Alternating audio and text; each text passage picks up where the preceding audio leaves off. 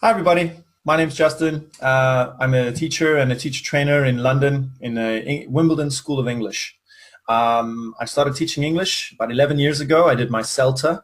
I've taught in England, and then I went on to do a year in Indonesia, came back to London, a year in France, came back to London, did my Delta, went to Argentina, did a year in Argentina, taught in London again, went to Thailand, came back to England. So my teaching experience is quite varied. And then when I came back to England recently, I started doing teacher training. I've done teacher training before in Wimbledon, in London, of course. And then I was also flown out to Poland, and I did a teacher training workshop there. I've also done things on behalf of English UK and British Council in Brazil, teaching demonstration lessons to about 60 students at a time in a couple of different cities. And then I spoke last year at IATEFL 2015, and this year at IATEFL as well. And then I spoke at the Innovate in ELT conference recently in Barcelona. So basically, when I try to improve a student's speaking, the main thing that I do is up the level of repetition. That's the first thing.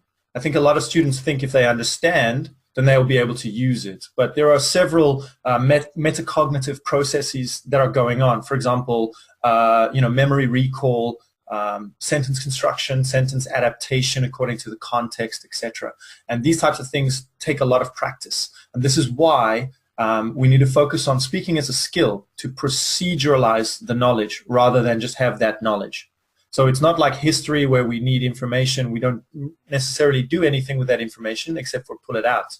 But rather it's much like, let's say, swimming or dancing, where we've got the information in our head, but we need to make the connection between the head and the body very strong. And that's the same with the mouth and the connection to the memories, of course.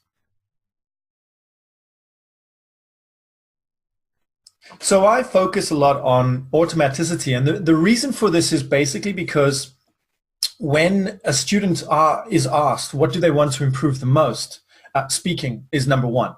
Now, it's not just that, but if you are automatic in your speaking, it ripples into your other skills. For example, if you know how to understand nice to meet you, because you've spoken it so many times, when anyone says it with any variety in that context, straight away there's understanding, and you can actually predict the ending of it. Now, that prediction is your brain's ability to fill in the gaps, number one. And number two, it's also your familiarity with a certain structure in a context. Now, if we take it a little bit further to the although structure, although I don't like something, you know that the next part is going to be contrasting. And it's that type of automaticity which allows you to turn off and not necessarily think, and rather participate with the conversation than focus on translation. So this year at the Innovate in ELT conference in Barcelona, I presented 7 principles connected with language teaching that I think all teachers should participate with. However, more research is of course needed, and I think this responsibility is on the institutions. 2 of the principles involved I'd quickly elaborate on. The first one was called the compound principle. Basically talks about what's the best bang for your buck exercise. Now, when I say bang for your buck exercise, I'm also saying let's imagine that your learner doesn't have a lot of time to study at home. So what should they do? Gap texts, flashcards. Definitely the biggest bang for your buck exercise is going to be any type of language that occurs in context surrounded with other language. It's that simple, to create those connections between natural language. So the idea is then, if we can get a sequence of things, for example, a listening exercise, and we start off with a dictation, which tests listening to connected speech patterns. And then after that, we go into repetition of form, we go into prediction from context, extraction of context, language extraction rather, and then continue on. But there's a sequence of activities that we can do that exercises as many parts of the language learning brain as possible. Now, the next principle is called the sequencing principle. And often I see this one not adhered to when I observe other teachers. The idea is that, let's say I've got a basket of laundry and I want to go from dirty to washed to dried to packed away. So in that sequence, it makes sense. However, if I take one thing and I move it out of sequence, let's say I wash the clothes first, but I don't dry them. Instead, I put them away and then dry them. It doesn't make sense. I'm going to have moldy clothes. Now, the same thing works when we, for example, personalize. If you ask a student to personalize language before they've internalized it, so they should take a context, an example, and try and manipulate that and repeat that a lot and then personalize it. Any attempt at creativity before the internalization of the form means that that student is going to focus more on the personalization than the learning of that form.